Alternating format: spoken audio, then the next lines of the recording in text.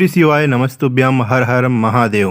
दोस्तों, आज बात करने जा रहे हैं करवा चौथ के बारे में। करवा चौथ के व्रत के दिन ये काम करने से लगता है बड़ा ही पाप है, इसलिए इस दिन भूलकर भी ये काम नहीं करना चाहिए। करवा चौथ का पर्व पूरे देश ही नहीं बल्कि विदेशों में भी बड़े ही धूमधाम से मनाया जाता है। इस दिन सभी सुहागिन स्त्रियां सज धज कर पूरे हर्षोल्लास के साथ करवा चौथ का पर्व मनाती है और पूरे दिन निर्जला रहती है, इनकी निर्जला और व्रत रखती है।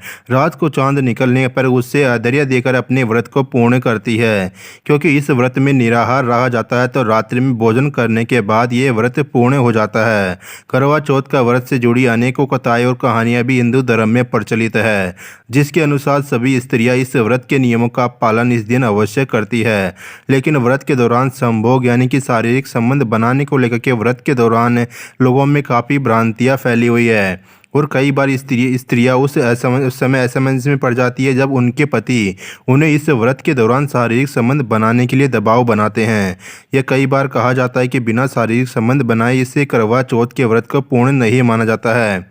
तो आइए जानते हैं उसी के बारे में। हिंदू धर्म में संभोग यानी कि शारीरिक संबंध करना या फिर संभोग करने की पवित्रता से जोड़ा गया है, तो इसलिए इस व्रत चाहे कोई सा भी हो उसमें पवित्रता होना जरूरी है और ब्रह्मचर्य का पालन करना अवश्य है, क्योंकि करवा चौथ का व्रत भी दूसरे ही व्रतों की तरह ही होता है।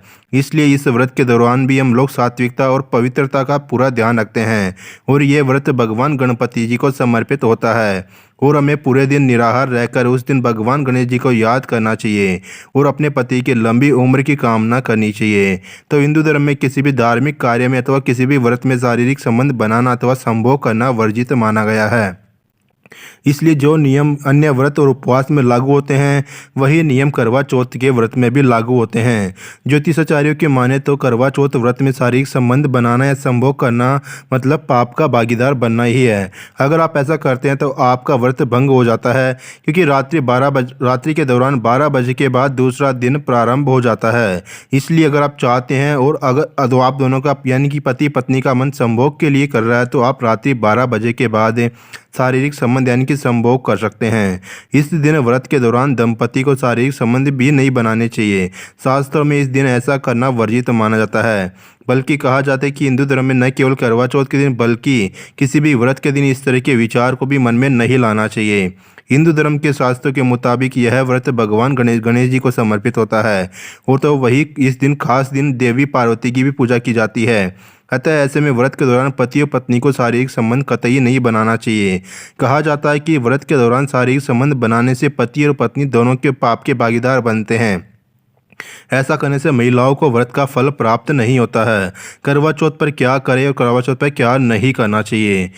पति की लंबी उम्र के लिए रखा जाने वाला करवा चौथ का व्रत होता है। इस दिन महिलाएं पूरे दिन निर्जला व्रत रख करके अपनी पति की लंबी उम्र की कामना करती है और शाम को चांद को देखकर अपने पति के हाथों जल पीकर अपना व्रत खोलती है। ये व्रत वो लड़कियां भी रखती है जिनकी सगाई हो चुकी है। प्रेम त्याग तपस्या का ये व्रत आज काफ़ी हो चुका है। आज इस व्रत के लिए महिलाएं और लड़कियां काफ़ी दिनों से तैयारी करती है। ब्यूटी पार्लर में महीनों पहले ही बुकिंग हो जाती है, क्या पहनना है और क्या नहीं। इसके लिए महिलाएं एक महीने पहले से ही शॉपिंग करने लगती है। करवा चौथ की पूजा काफ़ी विधि विधान से करनी चाहिए। आपको बता दें कि ये व्रत महिलाओं के लिए 16 श्रृंगार करके करवा के साथ इनकी करवा माता की कथा सुनती है। घर में बहुत सारे पकवान बनाते हैं। वही लड़कियां और महिलाएं मंगल गीत गा करके इस दिन का उत्सव मनाती है। वैसे तो करवा चौथ व्रत की पूजा काफ़ी विधि विधान से करनी चाहिए। करवा चौथ पर यह जरूर करें, सबसे पहले आप सुबह उठ करके सरगी तैयार करें, उसके बाद आपका व्रत प्रारंभ होगा। सरगी बहुत ज़रूरी है क्योंकि सूर्योदय के बाद आपका व्रत आरंभ हो जाएगा, तो आप ना तो कुछ खा सकते हैं ना ही कुछ पी सकते हैं। इसलिए सरगी में जो भी खाए वो काफ़ी ठोस आहार हो जो कि आप ताकत दे। फिर रात में पूजा करने से पहले 16 श्रृंगार करें, उसके बाद दीवार पर करवा की फ़ोटो लगाए। फिर ज़मीन और दीवार पर चावल के आटे में हल्दी मिलाकर आयपन बनाए।